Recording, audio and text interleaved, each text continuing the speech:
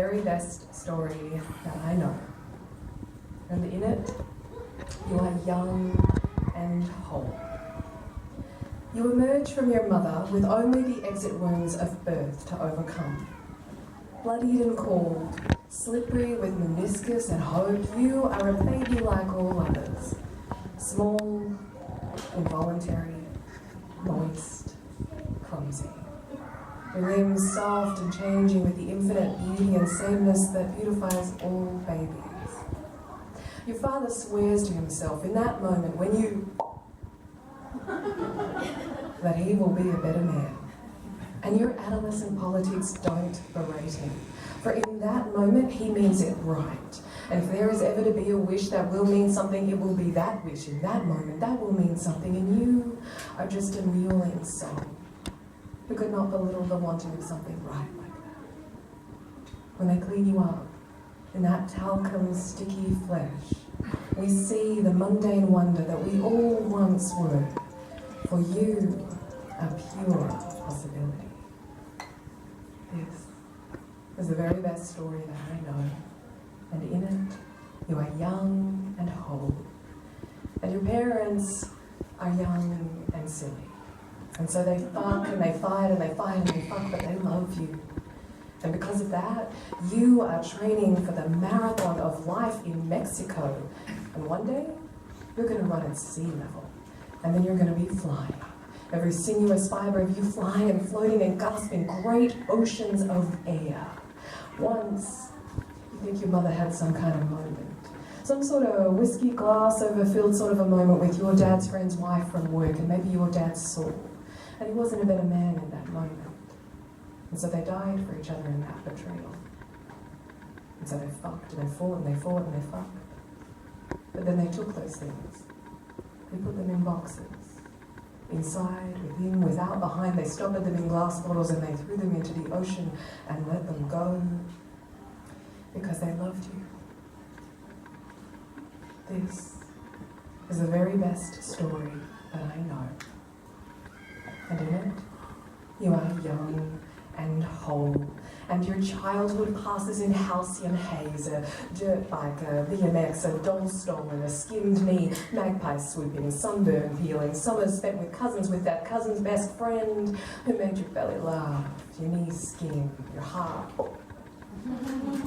the squelch of your feet in the mud of a riverbed, the wash of your family's voices in the evening, mosquito hum, the sound of crickets, the sound of the cricket on the ABC. Your grandparents, not yet dead. A father who still kisses you. The stubble on his cheek beguiling. And your mother, not yet disappointed. Not in you. Not in herself. This is the very best story that I know. And in it, you are young and whole, and awkwardness engulfs you. You drown in the ocean of your adolescence, and your limbs and your skin and your heart and your mood are opening up to you and closing down from you. And the whole world is myriad light. One, noun, a very great or indefinitely great number. Two, 10,000. Adjective. Three, of a very great or indefinitely great number. The myriad stars of the desert sky. Four, or having innumerable aspects, phases, or variations, the myriad mind of Shakespeare. 5, 10,000, the myriad complexities of life fade in and out, oscillating double red, dark, brittle light, black. Atoms heckle each other to be smelt, rising like something leavened in bread or in spirit. Thoughts, the splendid panoply of sensation. You carouse like a drunken sailor on shore leave, momentarily forgetting all thoughts, and your parents have no idea where you are. And your older cousin's best friend is unzipping your fly. This is the very best story that I know. And in it, you are young and whole. And for the very best, worst reason, you go to university because it kills time. Not realizing that time is the one thing that you would hold to yourself like a newborn baby, Time is so elastic and liquid and precious that 3 days pass in one day. You piss head next door neighbour brays the morning alarm, calling a friend to bitch about a friend at 5:30 a.m. and you wish you could push the snooze alarm on her. The imprint of your singlet on your arm marks your skin reptilian. Last night's evening rant about beer or footy or your new boss or your old ex fades sweetly into soft summer rain. And you walk home through streets once so unfamiliar, so anti-suburban that you're cork. But now, they're just bizarrely home. And you grow into your skin without your parents birthing you. You hope never again to be normal, only for this. The long, long days, the strange dark nights, the peculiar unravelling of you and him and her and we and they and us. You are aware of a world bigger than you, and you want to bob on its ocean. Once, you're standing at the pedestrian crossing, waiting for the lights to change. A mother and a child are standing hand in hand, waiting patiently for the green man, when some dude jaywalks in front of you all. You see the child to the mother and the mother to the child, and you know what that child is thinking. Isn't that wrong? And you know that this is your time to shine. You remember this comedian one time, and so you say, little bro, that's totally wrong. You see the mother to the child and the child to the mother and the mother to you, and you all wait for the green man together.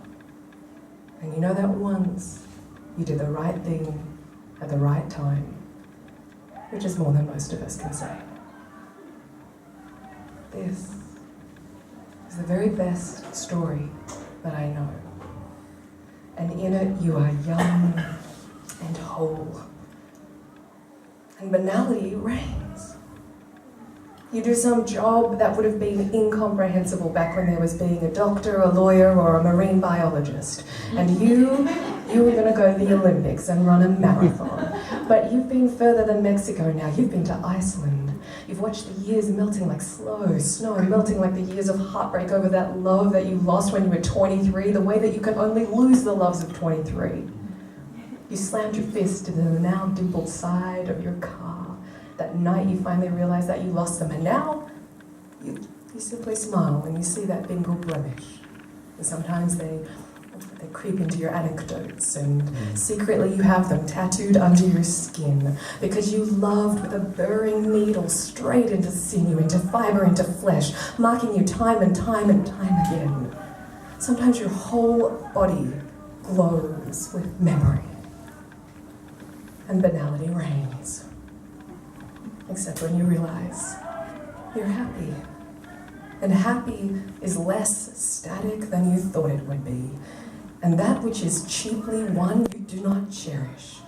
So you dismiss your hopes, you forgive your expectations, you relish your failures. Your father does not kiss you, and your mother is disappointed. But you're disappointed in her too.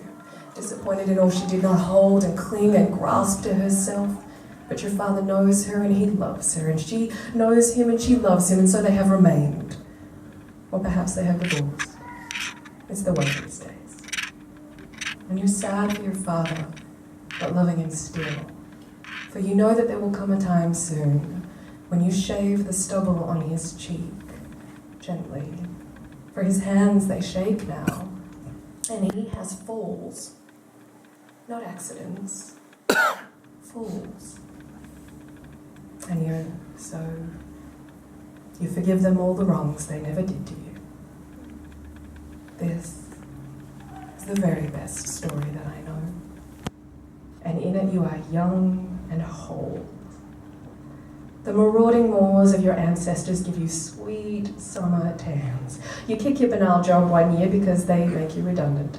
And so you go and do those things that you said you were going to do back when you were 23 and you loved that loss, but you're doing them now. Running up a hill in Mexico, losing your shoe, your cork, belonging to a dog, trying to get a dog to belong to you, watching MasterChef, paying taxes, voting right, voting left, recycling, hoarding, hoping, waiting, not waiting, standing at the precipice of yourself and jumping. Hawthorn Football Club. Your dog. KFC on Sundays. International Klein Blue.